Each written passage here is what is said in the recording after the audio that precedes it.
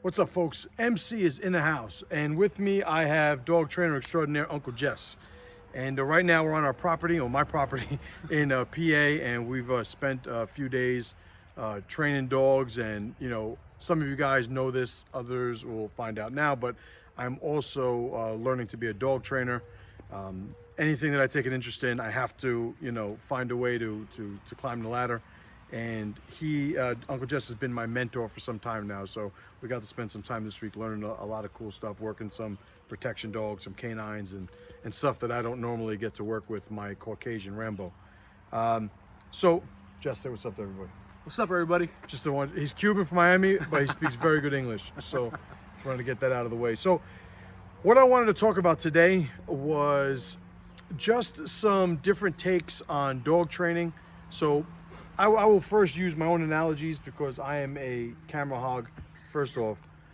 But you and I have discussed, I describe your style of dog training as very organic, right? Yes. And one of the things that I've seen in being exposed to the world of dog training, having owned a Malinois before, a trained up Malinois that I got from you, and you know, when he died, like venturing back into finding, all right, what's available, what's around there. And what I see, basically, if I had to create a dichotomy in dog trainers, there is the group that has gone the way of the information.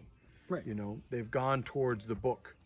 And I see a lot of people have stayed in the book, and they're bound by the book, no pun intended. They're bound by the book. And I don't see a lot of flexibility when, even in my very, I will admit, low level of understanding of dog training, like I know behavior, I know influence, Right. I know teaching and communicating, and you will notice disconnects, you know. The other school is the organic school.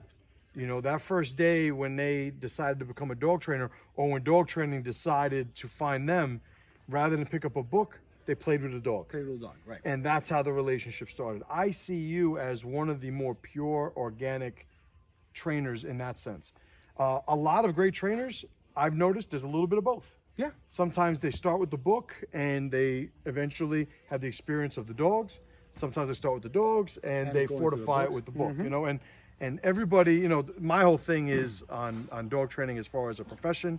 If you take money from somebody to create a change in a dog, and you create that change and the person willingly gives you the money and is happy, you know, that is the name of the game, you know. So how that, you know, manifests itself is different between trainer and trainer.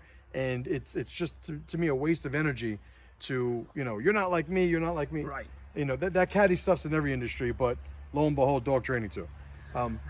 So what do you see as, never mind other trainers, I just want to talk about you. What do you see as the tools that you use when looking to train a dog? So tools wise, the dog is the tool. Like, that's my biggest tool, obviously. Actions create reactions. There's always a cause and an effect. Without that, I can't work the dog. If I stick to a book or a format or a game plan, it becomes hard because every dog has individual character, individual thought process. And at some point you'd have to say, okay, well, the book says to do this, but but this dog wants me to do this. Like, right, I which have way to am I be gonna able to go? bend. Right. Okay, and I have to be able to bend enough that I could adjust my styles or the teaching method to that dog's individual character, nerve structure, the way it absorbs, retains, and overcomes information. If I can't do that, I'm kind of stuck looking for certain dogs to train, not training every dog. Right. And that's where it becomes difficult, and we look for, or in the general terms, like, does he have drive? Right. You know, everybody hears that. Oh, I need a drivey dog. Oh, he doesn't have drive. It's going to be hard to work. That's book stuff. Right. Okay? Because if you don't have ball drive or food drive, how do I get him to do something? Right. He doesn't have the drive to work. He doesn't have the drive to please me or to have tasks and duties and purpose. Right. So what? We're just going to get rid of that dog. That dog's just a failure. Now he ends up in the shelter, gets put down. And it's a very common thing, you know, it's a very common thing to see, and I don't fault them for it. Like if somebody comes to my martial arts school and says, you know, I got my guy with me, you know, I want to bring him to spar, he's going to go with either me or my best guy first. Oh, like, yeah. so when I see trainers putting videos out there, and they have you know, a Mali, they have, you know, an Aussie, like one of these border collies or one of these dogs that are known for being so capable. Right. I don't fault them. Right. But I've also traveled to dog shelters in Florida with you and have seen the dogs that everybody's written off on and off leash heel within 15 minutes. Yeah. And I've seen it done enough to stop questioning it. You know, I'm very skeptical by nature. Yeah. And I like, my whole thing is, you know, I make the joke, I'm from New York. So whenever somebody explains something that I don't understand, my default is it must be bullshit. Yeah. And then I, you know, in my maturity over the years, I've learned to, okay, open up. Okay, maybe it's not bullshit, give them the opportunity. Well, you have vetted everything that you've done. And come here, you. I got Rambo here about to knock over the camera. Everything that you've done has been vetted. It's been signed off, and which is why I'm such an advocate, you know, for you. Thank you. Yes. I will say that there's things to learn from anybody and anywhere. Me, very selfishly, I'm at the point where I am usually trying to learn so many things. I seek out masters, because masters, in my definition, is not the person that has been able to just manifest a particular skill, but they've understood it in the point where they can transfer that to you. And you have made me an incredibly effective trainer in a very, very short period of time because of the ease at which and the sort of depth at which you understand what it is that you're doing. Because it's not regurgitation. Right. You don't have to translate anything. You just have to communicate it because it's coming from your experience. Exactly. Right? So continue. And that goes for any dog, even when Master Chim was actually touching on showing off Aussies or Malis and you have like a Lamborghini. But what happens if you have a Lamborghini without an engine? And that's a dog without drive. You know what I'm saying? Just because you have a Mali doesn't mean he's going to be a superstar. He's going to do canine work or protection work or scent detection, because you're looking at the breed, not the individual. Right. Okay, within a breed, you might have a litter of puppies, and you're going to have strong dogs, weak dogs, medium dogs, drivey dogs, and you have to be able to kind of identify who has drive, who doesn't, who's going to make a service dog, who's going to make more of a police dog, who's going to be able to do dual purpose work, and all these things you have to see and kind of identify to be able to work that dog properly. And I always go back to school and teachers. When I was growing up, I'm more of an auditory guy. So if you say something, I almost guarantee I'm going to remember. So I was a lazy student because I'd sleep in my class, but I heard everything and I remember everything. So I'm a hard student because I'm not paying attention, but I remember everything you said. Right. What happens when you have a dog that likes food but doesn't like a toy, or likes a toy but doesn't like food, or doesn't like everything? It's the same concept of having an auditory learner, visual learner, hands-on learner. Right. You have to identify as a teacher what the student needs to hear, or how Master Chima always uses this, and I love this. I gotta throw what he can catch. So I gotta teach him. Communication is in the catch, not the throw. Boom. Right. So, and how can I put this? I heard a quote many years ago, and it says, if a student doesn't learn the way you teach the way the student learns. And that's the concept I use, and that's why it's so organic, because I'm feeding off the dog. Dog's feeding off me, so I could kind of create a real relationship, not a false one through reward, repetition, toy, lure. I like to call lures bribes, because without the lure, he won't do it. So you're kind of bribing him. Hey, go put your butt on the floor. If not, you won't get this. So kind of bribing dog a little bit. We use the term lure because it's pretty. It's really a bribe. Do it without the lure. Do it without the toy. Do it without starving the dog all day and making him eat kibble only when he works. Like, and you know, it's funny. So from my experience, the first time I met you, I bought Zuko. Right. So Zuko was a Belgian Malinois that I had. And to this day, I've never seen a dog that was more capable than Zuko. I've seen dogs do higher level agility, higher level specific specialized training. But as far as a dog that's ready to go, ready to bite, ready to fight, great with the kids, super obedience, like walking through the Bronx off leash, you know, with him. He's as capable as they come. But now I've also seen you work with the strays, and the ones in the shelters, and now with Rambo, who's off camera here, but he's my 5-month Caucasian Shepherd. These dogs are not drivey dogs. No. But I've seen you work over the last couple of days. It's like you get him to work. Yeah. And you're communicating to him, and you're also explaining to me, translating to me, look at what he's doing. This is okay. There was a point where we were hanging out in the house, and he demonstrated a behavior, and you were like, all right, he wants to work right now. Let's go do some stuff. And we did like a 2-minute thing, but it was super valuable. Yes. And he retained it the next day. Boom. You know, so it's not about just relying on that one type of learning. Yes. The super drivey, I have the ball. Now, mind you, I've seen people do incredible things. Probably things that I can't even do. So it's worth noting, there's no denigration of that, because that's impressive. No, that's impressive. Even to me, I'm like, holy shit, right. how'd they do that? But to sort of fill in the gaps of how an owner and a dog could communicate, like, you are the master, right? So now you have these different types of dogs that require different types of learning. What types of ways do you get, let's just say, non-drivey dogs to start moving? Just some examples. Like, yeah, so non-drivey dogs. No food drive, no toy drive. We're going to play off of that. But most dogs like affection. So that's your lure, that's your toy, that's your bribe. So we're going to use affection or stimulus. Doesn't always have to be a bouncing ball or a smelly treat. It could just be a kiss. If anybody goes and watches me or is watching me before, you're going to see I'm a big kisser. I like to stimulate. Right. I clap, I slap my thigh, because I want to create a stimulus. I want him to be engaged by me. So, and you see that even in Rambo. Boom! Even in a mastiff, fucking primitive subspecies, old breed, ancient guardian breed that they're bullheaded, they're independent thinkers. They just left on a property or with a flock or a herd, and they just do their job. Right. That's it. But I could still make him do what any dog would do. Maybe not as fast as a Lamborghini, but I can make that Hummer move. Right. So that's really the concept. But I use, because they are super affectionate, they imprint by nature, they want to be amongst the family. So I make them earn that. I don't give anything for free. Everything is earned. Everything has value. Everything has substance behind it. Even him coming over and putting his head on me, if I want to love him, I'll still make a point. Hey, I haven't called you yet.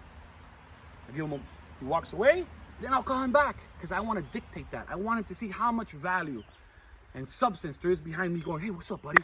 Who's a good boy? You're my boy. But he has to wait for it. That alone creates mental stimulus. Right. And now it creates a hold and a weight and a want and a desire and a craving for you. Right. Now I'm the lure. My love is the trigger. Right.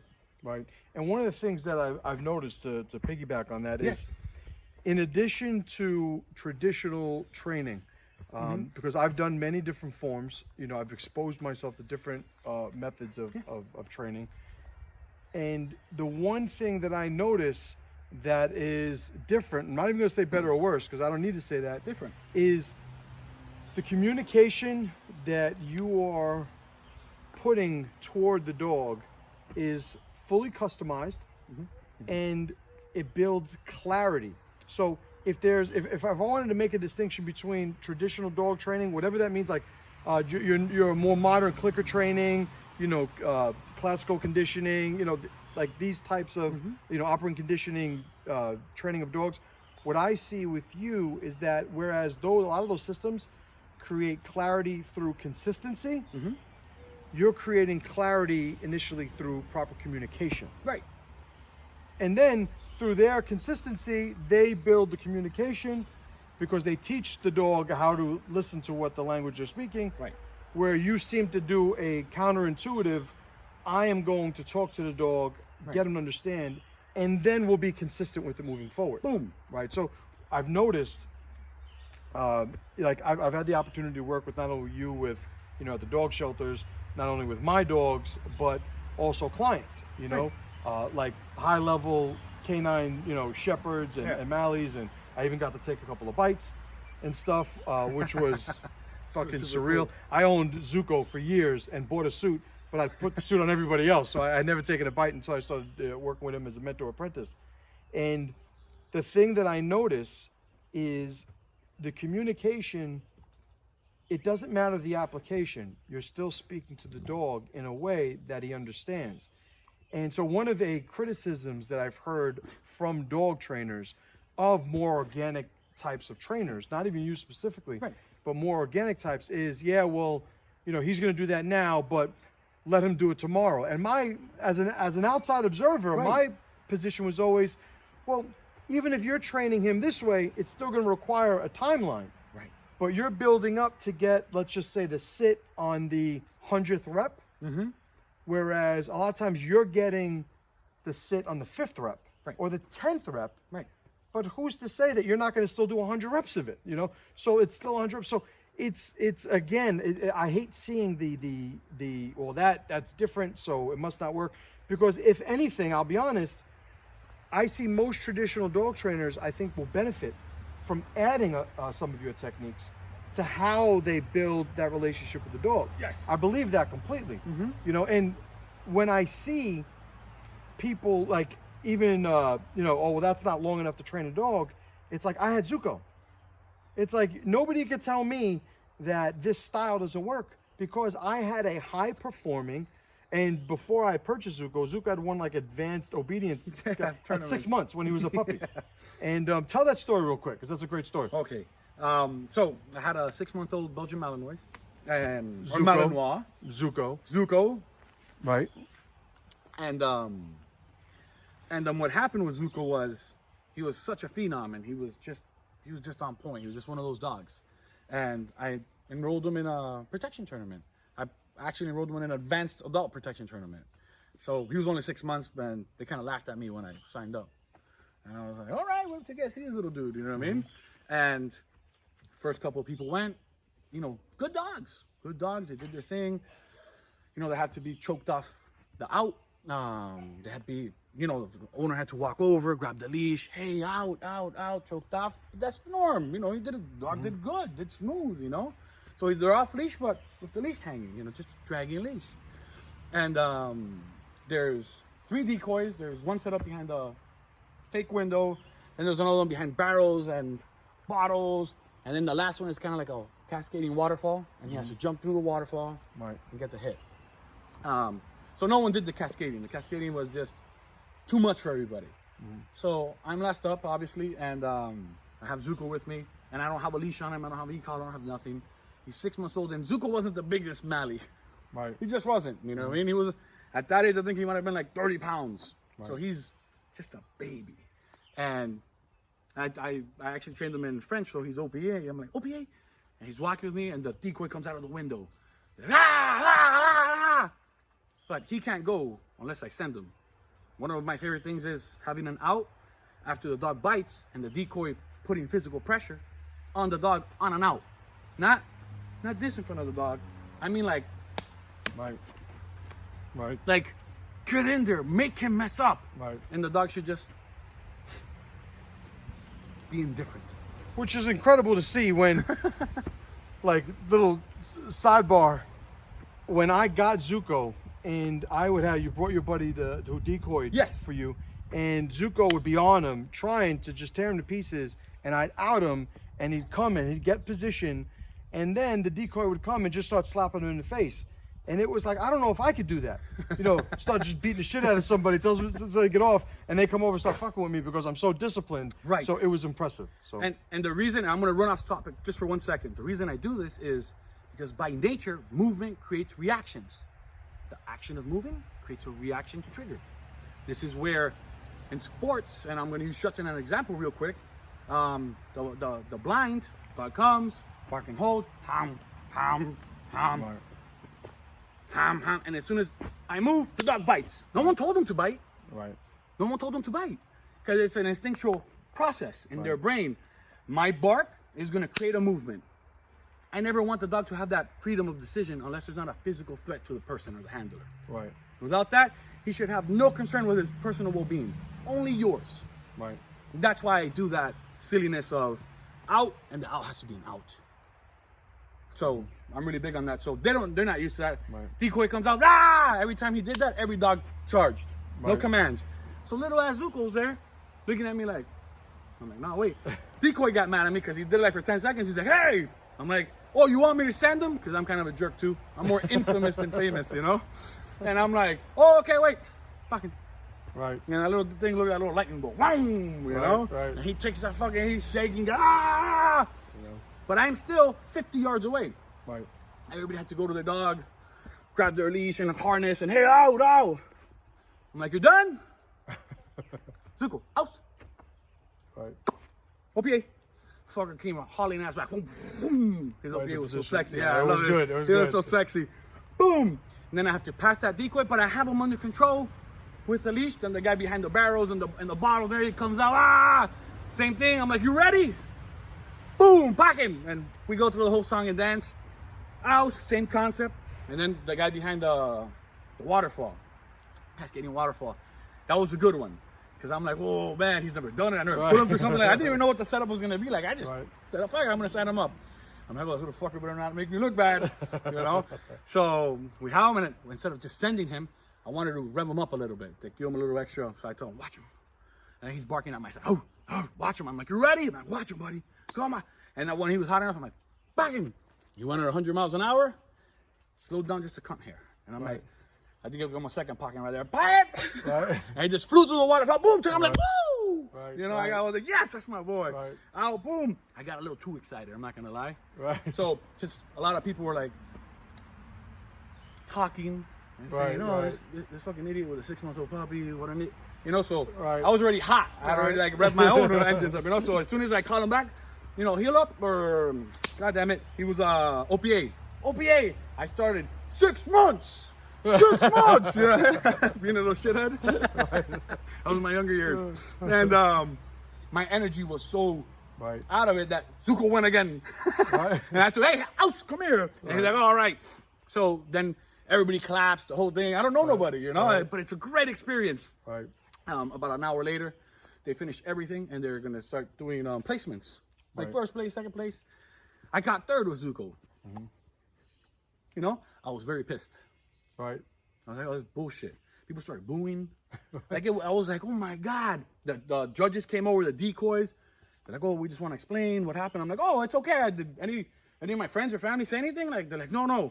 The people are very upset. And I want to explain why he didn't get first place. I'm like, oh, why? He's like, it just wasn't enough pressure on the bite. You know, and I'm like thinking, yeah, he's 6 months. He weighs 30 pounds. But I didn't know this was a pressure contest. If not, I would have brought a Caucasian. Or a Neapolitan Mastiff. He wouldn't have done anything right. But when he bit, he would have bit. So then maybe that's what I should have done. You know, like the only dog fully off leash, under full control, fucking looking like a superstar. You know, but I get it. Because who am I going to fight with? I was the first and very last tournament I ever did in my life. Because they were like, you know what? All these people, we need to come back for the next tournament. Yeah, I'm like, you know what? Forget it. I'm not going to do this again. This is ridiculous. Because if you're going to have a tournament on skill, advanced protection tournament, the bite pressure should be the least amount of points being counted. It should be the action. So now here's the thing. Tell me. And I love that story. You know, like the first time I heard it was when I was buying Zuko, right? Like, so it was like, oh, let me tell you about him, you know, whatever. But that is, you know, Zuko was a high level, you know, Malinois. Like he was a Lamborghini. He was a Lamborghini. And you trained him. You also train everything else. Wrapping up somewhat, why is there not a difference in how you train the dogs between the Lamborghini and the Hummer, you know, or the Pinto, or the Pinto? The reason it doesn't matter is because I'm not trying to get a Lamborghini out of a Pinto. Okay, I'm just trying to get the best Pinto out of him, or the best Hummer out of him. This is where we were talking about identifying auditory receptors, visual learners, hands-on learners. It's kind of like a hierarchy thing, like even in the military. You take a test, they tell you, you're infantry, you're going to be a sniper, you're going to be intelligence, because they're going to place you where you best suit, or where you're best fitted to be at your maximum potential. That's what I want out of a dog. If I see a dog has nerve issues, I know I can't get crazy with him off the bat. I have to build his nerves before I even introduce anything to him. Okay? If I see a dog has solid nerves, good individual character, and great workability, those three pillars let me know, Lamborghini, I could do what I want with him. Even if it's a Mastiff, even if it's, you know, a Great Dane or a Chihuahua. It doesn't matter. He gives me those three pillars, I see a Lamborghini. Okay, in my head, I'm like, I can do whatever I want with him. Do you remember what you told me when I was looking to get another dog and I was like, listen, this is what I want, this is what I want. I was like, what breed should I get? You know, you were like, it doesn't matter. Doesn't matter. It doesn't matter. And I'm like, of course it matters. Like I've watched all these YouTube videos on these profiles of different breeds, and what you explained to me was it depends on the dog, the individual dog. And it's something that I know, it's something that everybody knows and understands. If the dog is just not the best representation of what is expected of the breed, then it's foolish to expect him to be that. Yes. But you're not going to know that until you work the dog, until you meet the dog and communicate with the dog. Right. I have Right. to see what he understands, what he fears, what he learns. Right. And it comes down to, again, you're going to hear me say individual character and nerve structure way too much. But it's the key. Without that, I don't have a dog. Right. Like, you could have 20 Malleys and maybe 2 I'll pick to be in my program. Right. Because the other ones don't have the capability of doing what I desire out of them. Right. Okay? Not saying that they can't work. They can't work to my standards. It's Right. almost like being in the Army, the Navy, the Marines, or Navy SEALs. Everybody wants to be a Navy SEAL. That's like the top of the heap, at least in my eyes. Right. But a lot of people go through a training course and ring the bell. Right. They can't cut it till the end. My intentions is, at least for protection training, is to make the dog fail in every aspect of the training. Right. The more he fails, the more he learns. Which is what I love, because as a martial arts instructor, we're not breaking boards, right? We're not doing things where there's no inherent pressure. So one of the things, like, I've always seen a lot of parallels. One of the things that's endeared me to dog training, one of the things is you have trainers who, in front of clients, always want the dog to look amazing. Right.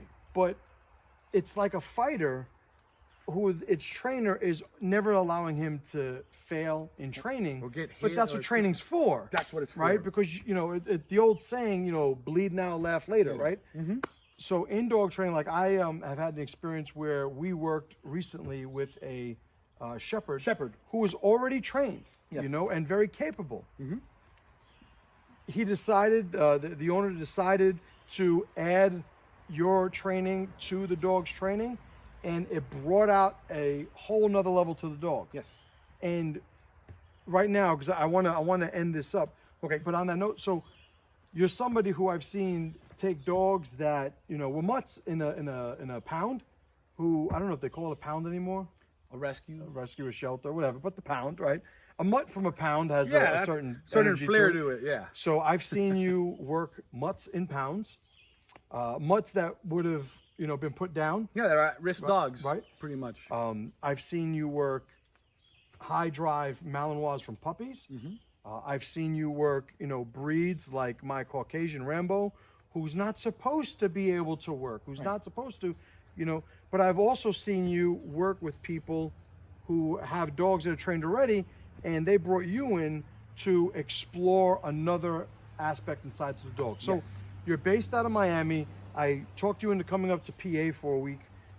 But if somebody sees this and wants to either have you come and do a seminar, have you come in and do the dog, or maybe have like a board and train with you down in Miami, how could they find you? You can always find me on social media. At Instagram, it's at Your Dog's Favorite Uncle. I'm Uncle Jess. Or you could go to Your Dog's Favorite Uncle on YouTube, or YourDogsFavoriteUncle.com. Cool, very cool. And I'm gonna put this on YouTube. I'll put it cool. everywhere, and I'll put the links for that. So if you are interested in having Uncle Jess come and work with your dog, or if you have maybe a couple of dogs, or you're a trainer, or maybe you run a board and train and you want to come in and just show what it is that he does, feel free to contact him. You could always contact me and I'll reach out. It's just another excuse for me to tag along and learn more as I go. But Jesse, thank you for No, man, thank for you. being I here. appreciate it. Thank you guys for giving me some time, all right? I appreciate it. All right, guys, thank you, and I'll see you on the next video.